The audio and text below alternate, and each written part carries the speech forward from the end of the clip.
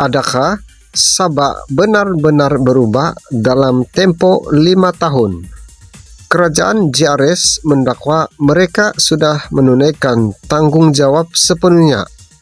Tetapi, benarkah rakyat merasai pembaharuan itu? Salam sejahtera, bersama saya dalam Info Channel.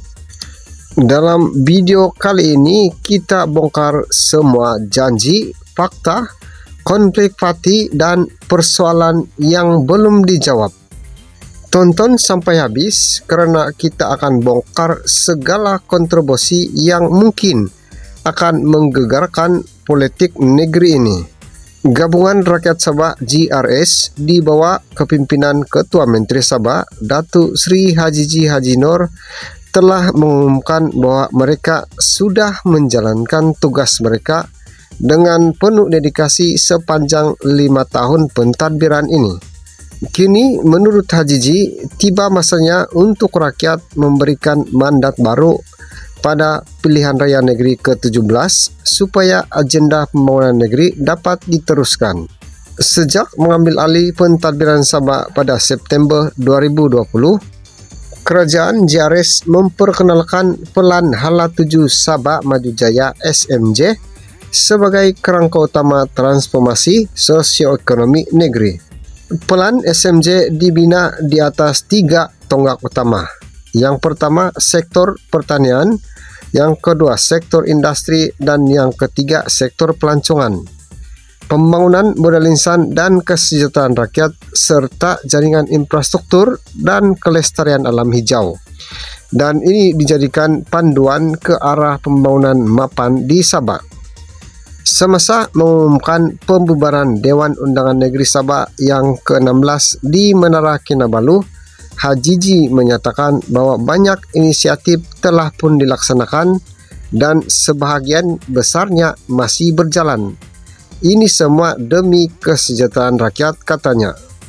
Menurutnya lagi, pentadbiran JRS tidak hanya akan tertumpu kepada pembangunan fisikal saja, tetapi ia juga ke arah penstrukturan semula ekonomi negeri, seperti menarik pelabur baru yang bakal membuka peluang pekerjaan dan memperkukuhkan asas ekonomi Sabah.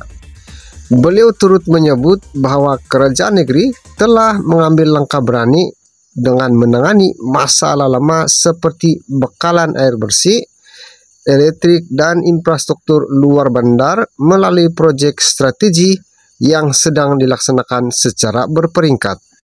Hajiji juga menekankan betapa pentingnya hubungan yang erat antara kerajaan negeri dan kerajaan persekutuan di bawah kepimpinan Perdana Menteri Datuk Sri Anwar Ibrahim. Menurut beliau, kerjasama ini membawa manfaat besar kepada Sabah, termasuklah penurunan 9 bidang kuasa negeri di bawah Perjanjian Malaysia 1963 atau ME 63. Kenapa kita harus bergaduh dengan kerajaan persekutuan? Sedangkan itu juga kerajaan kita. Kita mesti jaga hak negeri tanpa menjejaskan kepentingan negara. Itu prinsip saya, kata Hajiji.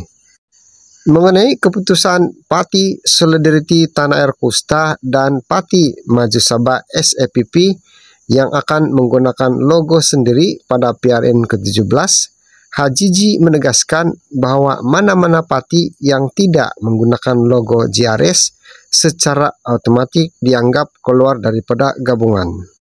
Beliau yakin bahwa kerjasama antara JRS dan Pakatan Harapan akan terus mendapat kepercayaan rakyat. Kerajaan negeri sekarang berfungsi sebagai kerajaan sementara sehingga kerajaan baru terbentuk selepas pilihan raya, katanya.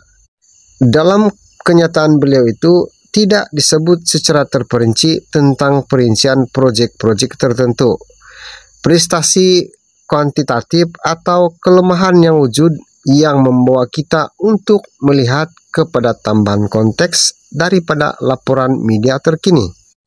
Menurut laporan terkini, kerajaan negeri di bawah Hajiji baru-baru ini mengumumkan tambahan 10 unit rumah mesra Sabah Maju Jaya SMJ untuk setiap kawasan Dewan Undangan Negeri mulai tahun depan. Ini menjadikan jumlah keseluruhan 50 unit bagi setiap DUN berbanding 40 unit tahun semasa.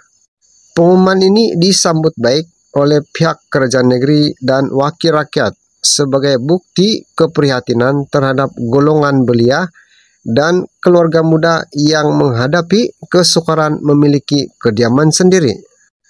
Selain itu, kerajaan negeri turut mensasarkan proyek perumahan dan kedai di kawasan luar bandar seperti Kampung Taka di Pitas, yang mana proyek yang melibatkan pembinaan 320 unit rumah serta 171 unit kedai atau pejabat 2 tingkat. Walaupun demikian, politik Sabah kini semakin panas apabila dua parti komponen JRS, STA dan SCPP mengumumkan mereka akan bertanding menggunakan logo sendiri dalam PRN ke-17. Ini menjadikan mereka secara otomatis terkeluar daripada gabungan JRS. Dalam mesyuarat Majelis Presiden JRS yang mengambil masa hampir 2 jam, keputusan dibuat bahwa mana-mana parti komponen yang memilih untuk bertanding di bawah logo sendiri dianggap sudah keluar daripada JRS. JRS secara rasmi menggugurkan keahlian STA dan SCPP atas keputusan ini. STA pula menyatakan bahwa alasan mereka adalah tidak mau terikat dengan pembahagian kursi yang dilakukan antara JRS dan PH dan kemungkinan bahwa mereka akan bertembung dengan calon PH di beberapa kawasan. Dalam reaksi balas, wakil JRS menyatakan bahwa mesyuarat dijalankan dalam semangat demokrasi dan perbezaan pandangan diterima. Seorang lagi wakil JRS, Adun Kiulu Datu Johnston Bengkuai, menegaskan bahwa walaupun STA dan SCPP tidak lagi dalam JRS, perjuangan menuntut hak Sabah tidak harus tergugat, dan bahwa komponen yang tinggal akan terus memperkukuh kerjasama demi membela negeri ini. Beberapa pemerhati politik menjangkakan bahwa keluarnya dua parti itu akan membuka ruang untuk pertandingan 3 penjuru di banyak kursi, serta kemungkinan pertembungan langsung antara JRS dan STA atau SCPP di beberapa kawasan.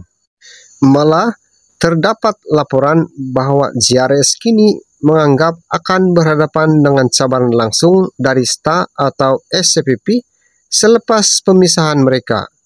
Dalam perkembangan lain, JRS terus mempromosikan proyek-proyek ikonik seperti The V by Giselton yang selari dengan agenda Sabah sebagai destinasi antarabangsa dan menyokong pelaburan asing dalam sektor hartanah dan pelancongan. Kesemua ini memberikan gambaran bahwa Sabah berada di persimpangan antara janji pembangunan, ketegangan parti politik, dan harapan rakyat yang mahukan perubahan nyata.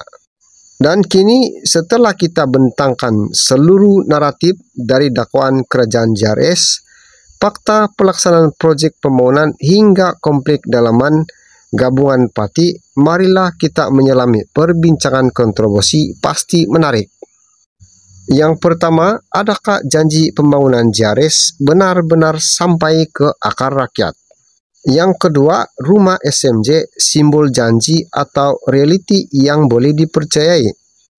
Yang ketiga, kepincangan dalam JRS. Adakah pemecahan STA dan SCPP menunjukkan kelemahan strategi? Yang keempat, strategi 3 penjuru dan risiko perpecahan undi. Yang kelima, kebergantungan kepada kerjasama negeri dan federal. Adakah Sabah tergantung? Yang keenam, siapa akan muncul sebagai pemimpin baru sebenar di Sabah? Sekarang Anda sudah tahu cerita sebenar, bermula dari dakwaan, fakta, hingga konflik di sebalik tabir. Tetapi, apa pendapat Anda? Adakah JRS layak dipilih semula? Adakah STA atau SCPP bakal menjadi pembangkang untuk menang? Tinggalkan komen Anda di bawah dengan pendapat Anda. Dan jangan lupa like, subscribe, dan tekan lonceng supaya kita terus mengupas isu-isu politik paling panas di Sabah.